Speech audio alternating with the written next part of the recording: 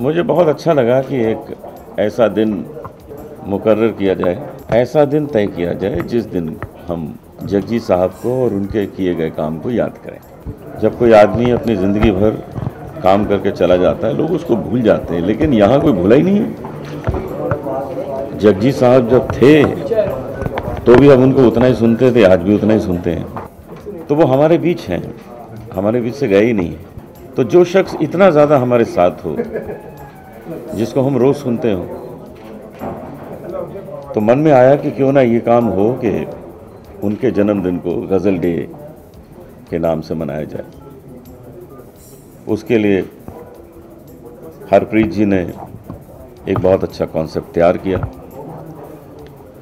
और ये आने वाली 8 फरवरी जो जगजीत सिंह साहब का जन्मदिन होता है, हम इसकी शुरुआत कर रहे हैं और ये हर साल होगा और सिर्फ बम्बई में नहीं होगा, सिर्फ हिंदुस्तान में नहीं होगा, बहुत से मुल्कों में होगा जहाँ जहाँ उनके फ़ैन हैं, जहाँ जहाँ रेडियो स्टेशंस हैं, जहाँ जहाँ टीवी चैनल्स हैं, जो लोग ये सब गज़लों को बजाते हैं और लुत्फ़ लेते हैं। तो हमें बहुत खुशी है कि इस साल से ये काम शुरू हुआ और साथ ही साथ जो एक और चीज़ जो हमारे मन में आई कि जगजीत सिंह साहब को भारत रत्न मिलना चाहिए। हर फील्ड के टॉप के इंसान को जो वो काम करता है उसको हमारा देश भारत रत्न देता है। लता जी को मिला है प्लेबैक सिंगिंग में, सितार प्लेयर्स में पंडित रविशंकर जी को मिला है, क्लासिकल सिंगर्स में पंडित भीमसेन जोशी जी को मिला है, ऐसे ही अलग अलग फील्ड के जो टॉप के लोग हैं उनको मिला है।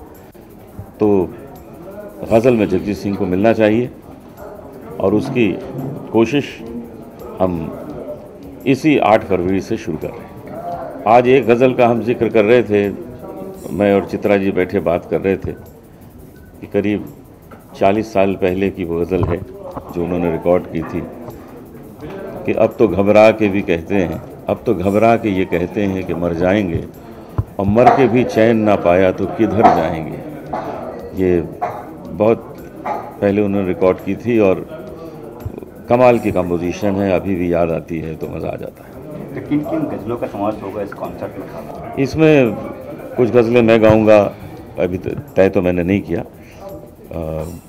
तलत जी कुछ गज़लें गाएंगे, रूना रिजवी गाएंगी, सुरेंद्र खान गाएंगे और कुछ उसमें हम अपनी गज़लें भी गाएंगे, लेकिन ज़्यादातर जो नगमे होंगे वो वही होंगे जो जगजीत सिंह साहब के गाए हुए। जगजीत साहब की खासियत जो अनूप ने बताई ये है कि उन्होंने वही रंग को लेकर उन्होंने उसको ऐसा, देखिए कूजे को समंदर बनाना आसान होता है, समंदर को कूजे में लाना बड़ा मुश्किल होता है। वो बहुत, क्योंकि आप किसी चीज़ को मुश्किल चीज़ को सिंप्लीफाई करके लोगों के सामने पेश करो तो वो बहुत बड़ी बात होती है। तो उससे क्या होता है कि आम फहम हो जाती है। जो आदमी, क्योंकि अक्सर ये होता है कि अरे यार गज़ल में मुझे तो उर्दू आती नहीं, मैं क्या समझूंगा, क्या मज़ा लूँगा।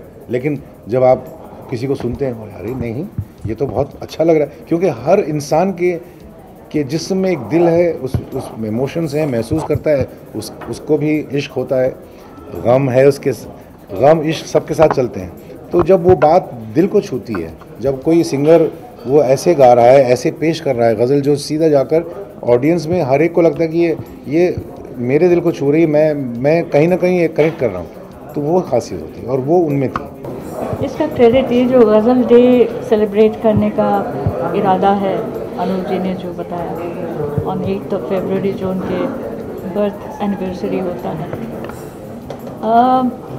ये मेरे ख्याल से अनुज जी की तरफ से तो it's a very generous move must say, क्योंकि ये बहुत कट थ्रोट दुनिया है।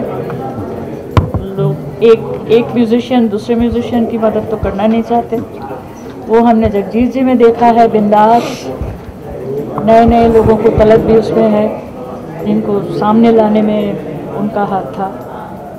तो अनूप जी, ये जो this is a very noble move must say, तो उनको जहाँ से भी जिस किस्म का भी हेल्प मिले वो ज़रूरी होगा, बहुत ज़रूरी होगा। हम कोशिश करना चाहते हैं अनूप, और हमके भारत रत्न को मिलना चाहिए। मेरे ख्याल से भारत रत्न जो है उनको मिल चुका है, सिर्फ वो गवर्नमेंट को रियलाइज करना बाकी है। एग्जैक्टली, भारत रत्न एक तमगा है। अगर गवर्नमेंट रिकॉग्नाइज महसूस करती है कि हाँ ये तो है ही भारत रत्न, वो तो एक तमगा है। सिर्फ देरी इस बात की कि वो जो बैठे हैं मिनिस्ट्री में जो भी होते हैं उनको रियलाइज कराना चाहेंगे हम कि भाई अरे भाई भारत रत्न हो, बस वो तमगा दे दीजिए, एक्सेप्ट कर लीजिए आप। चलिए।